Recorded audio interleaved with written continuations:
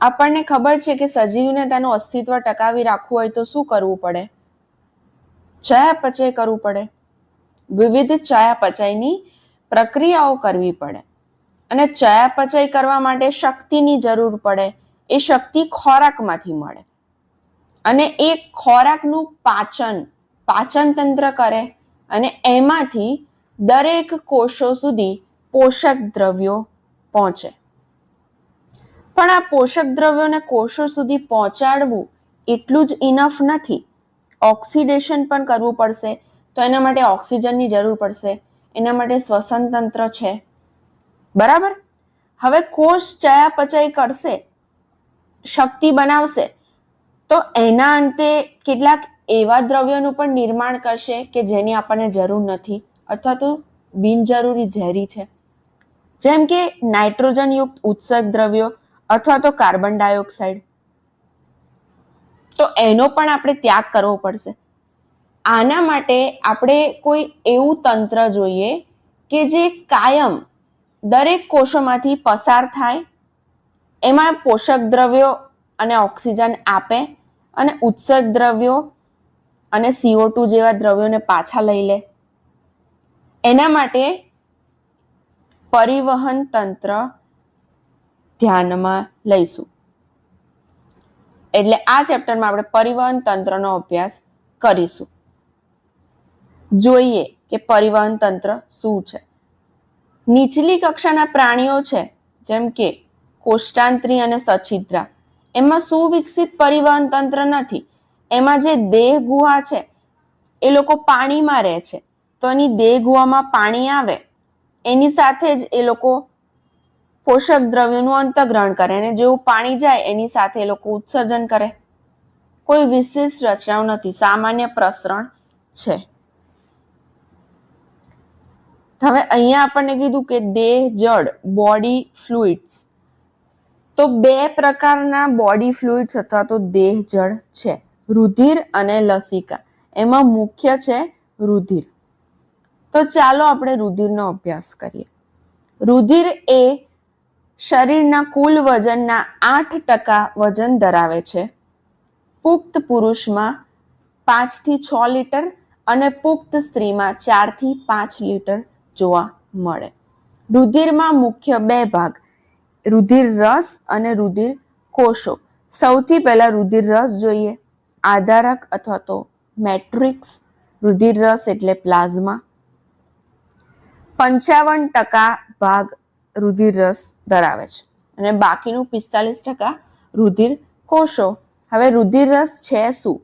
તો આછા પીળા રંગનું સ્નિગ્ધ પ્રવાહી છે અને એની અંદર શું છે? પ્રવાહી છે એટલે 90 થી 92% તો એમાં પાણી જ છે. 90 થી 92% પાણી છે. 7 થી 8% પ્રોટીન છે.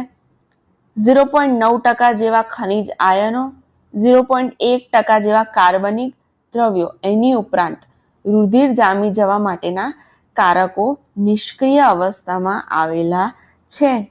સૌથી પહેલા પ્રોટીનની વાત કરીએ. 3 પ્રકારના પ્રોટીન જોવા મળે.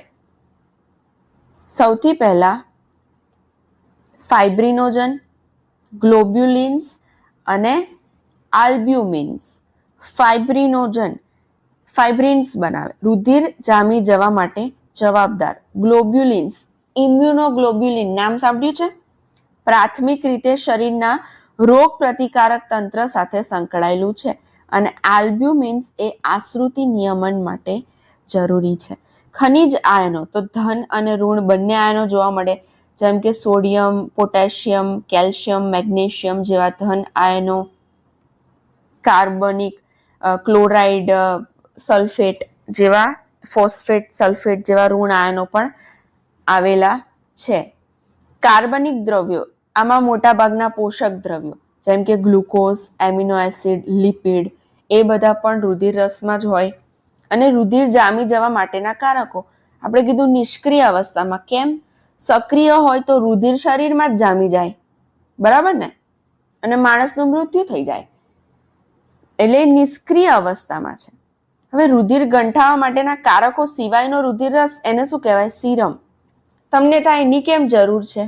તો જ્યારે તમે રક્ત પરીક્ષણ કરતા હોય રુધિરનું લેબમાં, ત્યારે તમે કસનળીમાં રુધિર લો તો નીચે રુધિર જામી જશે, જેટલા પણ રુધિર કોષો છે અને ઘન પદાર્થો જે પણ રુધિર રસ સિવાયના એ બધા નીચે જામી જશે. તો ત્યાં તમને શું જોવા મળશે? ત્યાં તમને રુધિરના કોષો પ્લસ આ જે જામી જવા માટેના કારકો છે એ નીચે જોવા મળશે, અને એની સિવાય જે બાકીનો રુધિર રસ રહ્યો એ ઉપર જોવા મળશે. એને શું કહેવાય? સીરમ.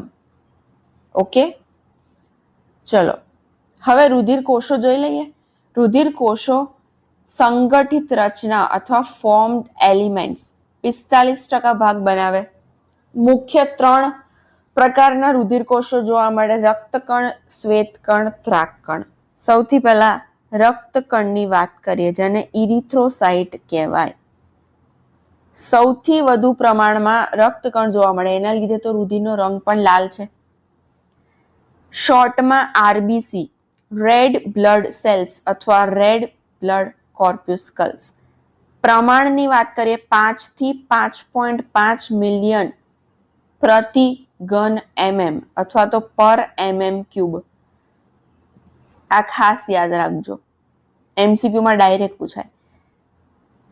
રક્તકણને એની સંખ્યા માપવા માટેનું સાધન હિમોસાઇટોમીટર. પુરુષમાં 5.5 મિલિયન, સ્ત્રીમાં 4.8 મિલિયન. જો આરબીસી ઘટી જાય તો એનેમિયા નામની કન્ડિશન થાય, અને વધી જાય તો પોલિસાઇથેમિયા થાય.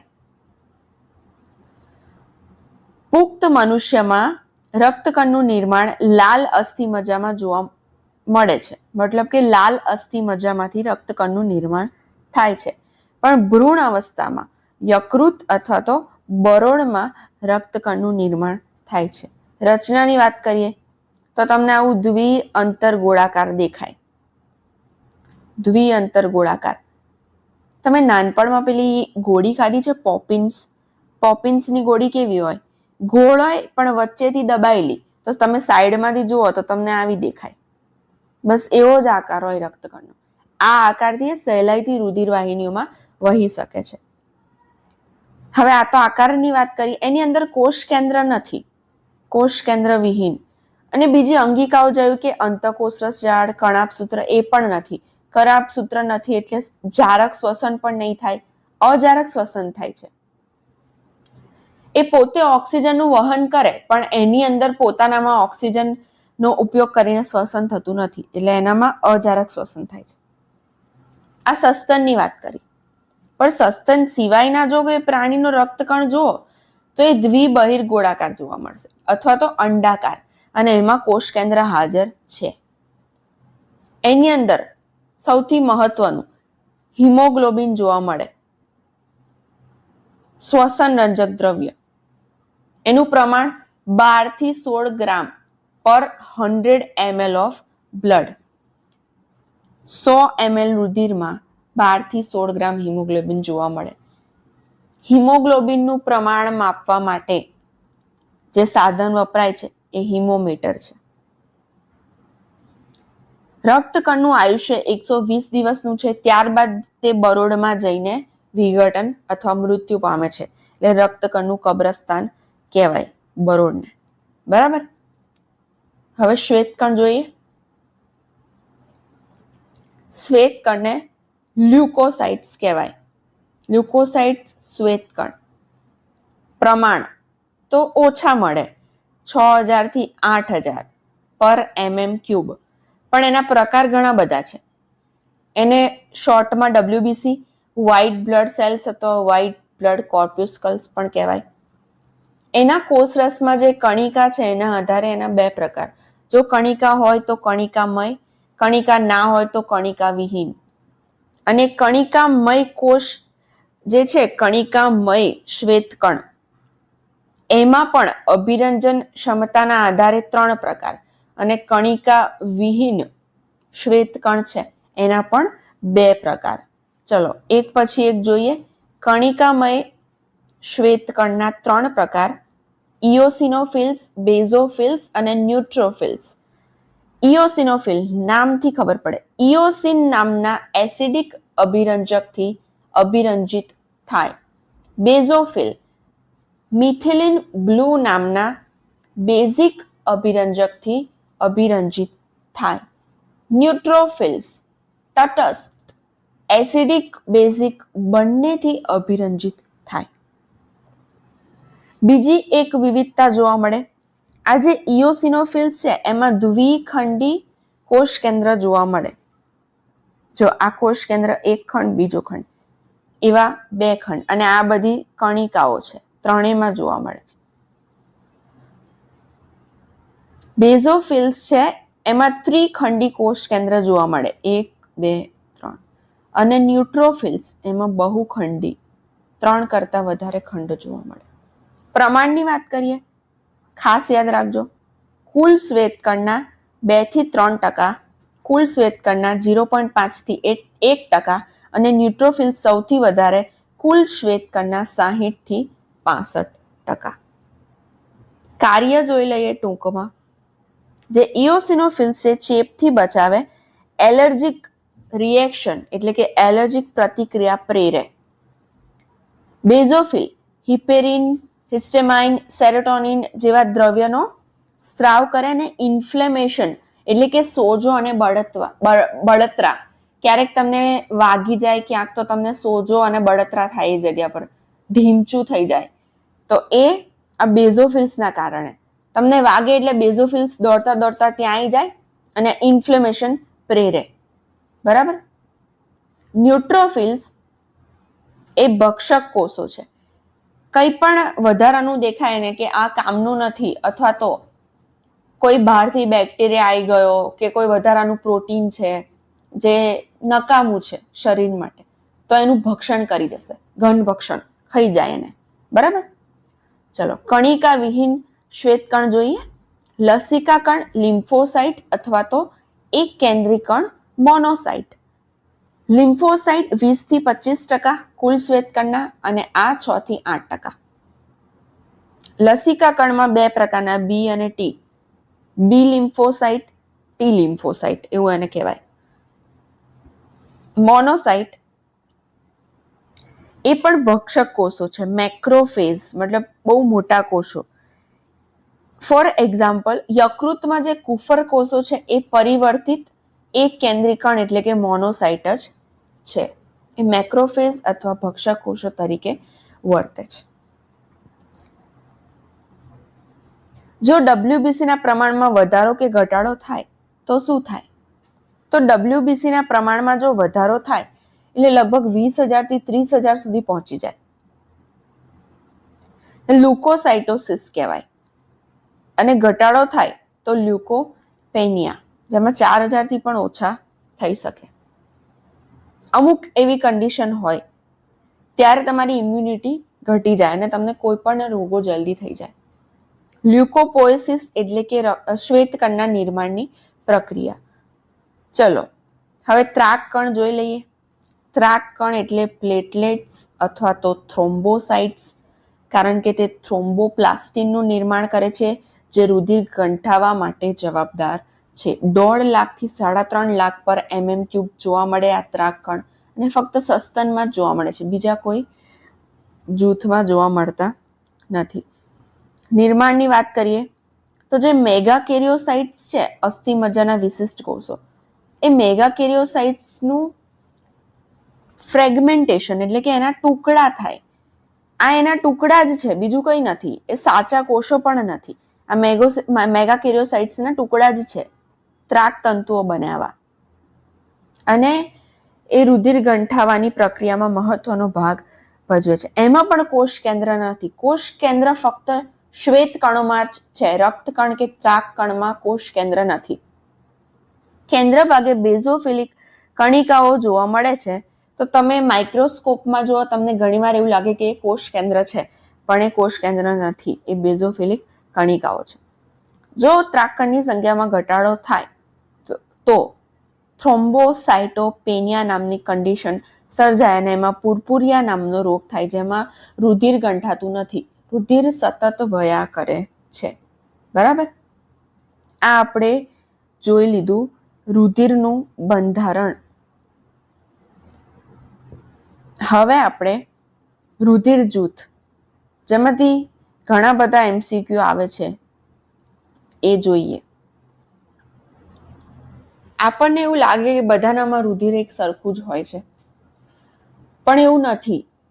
રક્તકણની ઉપર વિશિષ્ટ પ્રકારના એન્ટીજન આવેલા છે, અને એ પણ 30 કરતાં પણ વધારે અલગ અલગ પ્રકારના એન્ટીજન આવેલા છે. એના આધારે રુધિરના અલગ અલગ જૂથ પડે છે. જોઈએ સૌથી પહેલા કોણે અભ્યાસ કર્યો? એબીઓ રુધિર જૂથ કોણે આપ્યું? કાર્લ લેન્ડસ્ટીનરે ઈસવીસન 1900 એમણે સૌથી પહેલા મનુષ્યના કોષમાં, મનુષ્યના રક્તકણમાં એમણે અભ્યાસ કર્યો. એમણે શું જોયું? તો કેટલાક રક્તકણ હતા એની સપાટી ઉપર આવું એક પ્રકારનું એન્ટીજન હતું. એને એમણે એ એન્ટીજન નામ આપ્યું. કેટલાક રક્તકણ હતા કેટલાક મનુષ્યમાં, એમાં એમણે જોયું તો એમાં કોઈ બીજા પ્રકારનું એન્ટીજન હતું. એને એમણે એન્ટીજન બી અથવા બી એન્ટીજન નામ આપ્યું. અને કેટલાક તો એવા હતા કે જેમાં કોઈ એન્ટીજન હતું જ નહીં, એન્ટીજન ગેરહાજર. તો જેમાં એ એન્ટીજન હાજર હતું એને એમણે એ રુધિર જૂથ કીધું. જેમાં બી એન્ટીજન હાજર હતું એને બી રુધિર જૂથ. અને જેમાં કોઈ એન્ટીજન હાજર જ નથી, ઝીરો એન્ટીજન એટલે ઝીરો એટલે ઓ રુધિર જૂથ. બરાબર. હવે રક્તકણની સપાટી પર એન્ટીજન હાજર છે, એવી જ રીતે રુધિર રસમાં એન્ટીબોડી હાજર હોય. અને એ એન્ટીબોડી કઈ રીતે હોય? જેમ કે એન્ટીબોડી એટલે શું? એન્ટી એટલે વિરોધ કરનારું. એ જે એન્ટીજન છે ને એનો વિરોધ કરશે, સ્મોલ એ. બી એન્ટીબોડી એ બી એન્ટીજનનો વિરોધ કરશે, સ્મોલ બી. તો શું તમે એવું વિચાર કરી શકો કે રક્તકણની સપાટી ઉપર એ એન્ટીજન હોય તો એના રુધિર રસમાં એ એન્ટીબોડી હોઈ શકે? અથવા તો રક્તકણની સપાટી ઉપર બી એન્ટીજન હોય તો એના રુધિર રસમાં બી એન્ટીબોડી હોઈ શકે? ના હોય. આ આને મારી નાખશે, આ આને મારી નાખશે. તો કેવું હોય? ઊંધું હોય. આમ એની સાથે સ્મોલ બી, બીની સાથે સ્મોલ એ. જો અહીંયા બતાવો. ધારો કે આ એ રુધિર જૂથ છે. એ રુધિર જૂથ એટલે શું? હમણાં જ કીધું. રક્તકણની સપાટી ઉપર એ એન્ટીજન હાજર છે. તો રુધિર રસમાં કયું એન્ટીબોડી હોય? Small B. બીજી વાત કરીએ. બી રુધિર જૂથ છે. બી રુધિર જૂથ એટલે રક્તકણની સપાટી ઉપર બી એન્ટીજન છે. તો રુધિર રસમાં કયું એન્ટીબોડી હશે? સ્મોલ એ. ત્રીજી વાત, જો ઓ રુધિર જૂથ છે, રક્તકણની સપાટી ઉપર કોઈ એન્ટીજન છે નહીં, એન્ટીજન ગેરહાજર, તો એમાં તો બંને એન્ટીબોડી રહી શકે, કોઈ વાંધો નથી. બરાબર ને? આ થઈ ગયું એ બી ઓ રુધિર જૂથ. પછી શું થયું? તો 1902 માં બે વૈજ્ઞાનિકો ડી કેસ્લો અને સ્ટેઇની, એ બે વૈજ્ઞાનિકોએ એક નવા પ્રકારનું રુધિર જૂથ શોધ્યું, જેમાં એન્ટીજન એ અને એન્ટીજન બી બંને એક સાથે હતા. અને એને એમણે એ બી રુધિર જૂથ નામ આપ્યું. અને આ રુધિર રસમાં કોઈ જ પ્રકારના એન્ટીબોડી હાજર છે નહીં, એન્ટીબોડી ગેરહાજર છે, કારણ કે એ અને બી બંને એન્ટીજન હાજર છે. તો કોષ્ટકમાં જોઈ લઈએ. રુધિર જૂથ, આરબીસી પર એન્ટીજન અને રુધિર રસમાં એન્ટીબોડી. જો રુધિર જૂથ એ હોય તો આરબીસી પર એન્ટીજન કયું હોય? એ. અને રુધિર રસમાં એન્ટીબોડી સ્મોલ બી. એવી જ રીતે રુધિર જૂથ બી હોય તો એન્ટીજન બી અને એન્ટીબોડી સ્મોલ એ. જો રુધિર જૂથ એ બી હોય તો એન્ટીજન એ અને બી બંને હોય પણ એન્ટીબોડી ગેરહાજર. એવી જ રીતે જો રુધિર જૂથ ઓ હોય તો એન્ટીજન ગેરહાજર પણ એન્ટીબોડી બંને હાજર.